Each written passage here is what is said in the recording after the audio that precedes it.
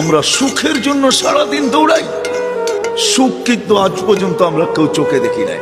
দেখছেন না? নারী বলবে না পুরুষ বলবে, না সন্তান বলবে, না বাবা বলবে। কেন জানেন? সুখ আসে রহমতের চাদর আসলে, চাদর দিয়ে যখন ডাকা হয় তখন সুখ আসে। আল্লাহর রহমত ছাড়া সুখ আশা করা যায় না।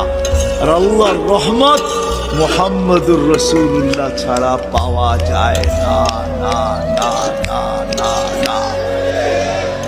যদি বলেন প্রমাণ, আল্লাহ ইঙ্গিত দিছেন, আমার বন্ধুর উপরে একবার তুই দুরূদ পড়বি, দুরূদ ওই ব্যক্তি পড়তে পারে যে আল্লাহর রসুলকে ভালোবাসে, মহাব্বত করে, আল্লাহর রসুলকে অনুকরণ করে ওই দুরূদ পড়তে পারে।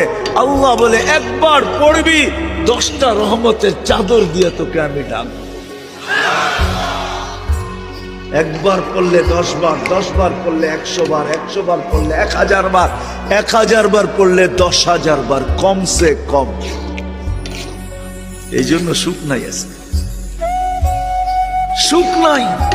আসেন ওলামাদের পিছা ধরি, এদের কাছ থেকে নবীর আদর্শ শিখি।